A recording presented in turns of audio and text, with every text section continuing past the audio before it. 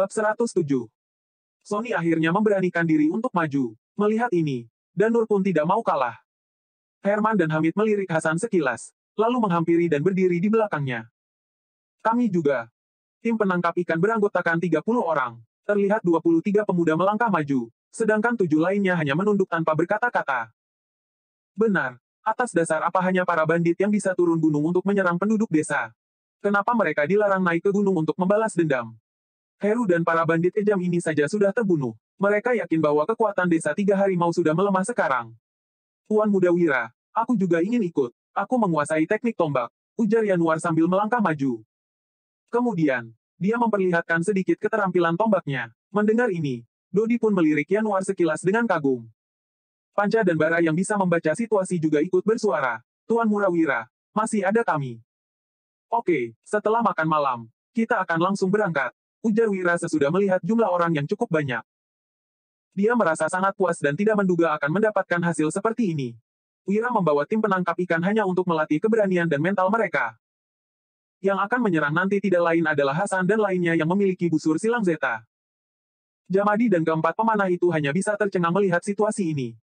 Mereka membatin, gila, orang-orang ini sudah gila. Jumlah mereka begitu sedikit, tapi berani menyerang desa 3 harimau, benar-benar cari mati.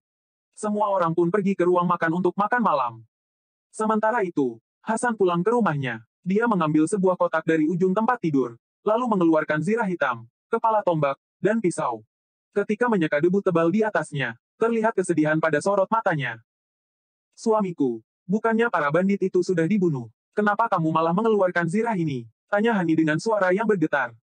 Hasan telah menjadi prajurit selama 10 tahun. 5 tahun lalu, dia yang mengenakan zirah hitam tiba-tiba pulang pada malam hari. Sekujur tubuh Hasan berlumuran darah, tetapi sama sekali tidak ada luka.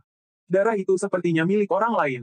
Sorot matanya pun terlihat sangat sedih, seakan-akan dia kehilangan seorang kerabat.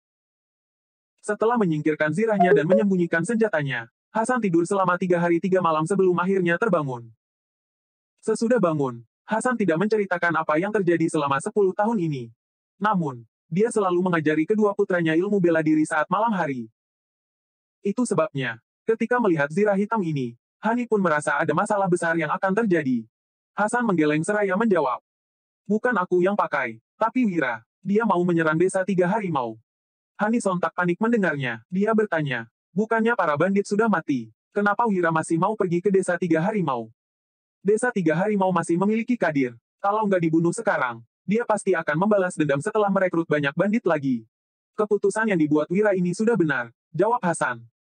Kemudian, dia berdiri sambil mengangkat zirah hitam itu dan berkata, aku takut para bandit itu menyerang secara diam-diam. Zirah ini bisa melindungi Wira. Hani pun mengangguk, matanya seketika memerah saat bertanya.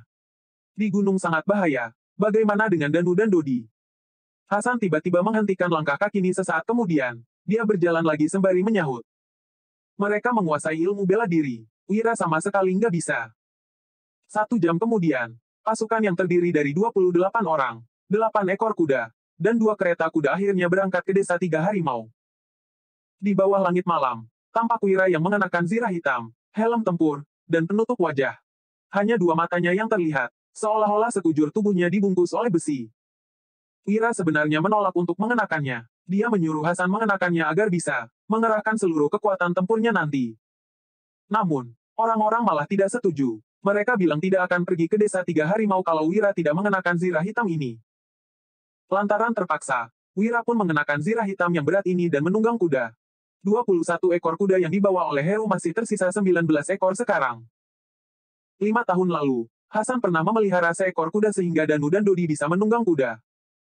Keluarga Gabrata juga pernah memelihara kuda saat mereka masih kecil. Jadi, Gavin, Gandhi, dan Ganjar juga bisa menunggang kuda. Sementara itu, Panca dan Bara pernah mempelajari cara menunggang kuda saat masih di gunung. Adapun Wira, dia memang menguasainya di kehidupan lampau. Jadi, mereka berdelapan pun menunggang kuda, sedangkan sisa 23 orang lainnya menaiki kereta kuda. Selama perjalanan, Panca dan Bara terus menjelaskan lingkungan geografis di gunung. Di mana terdapat jebakan, penjaga rahasia, dan tempat yang mudah untuk melarikan diri. Mereka mengatakan segala yang mereka ketahui. Wira juga terus menambahkan, akhir-akhir ini, dia sering berhubungan dengan para bandit sehingga mengetahui banyak rahasia. Itu sebabnya, dia tahu lebih banyak daripada Panca dan Bara. 6 jam kemudian, mereka akhirnya tiba di kaki gunung desa 3 harimau berada. Mereka pun berada di pos rahasia pertama.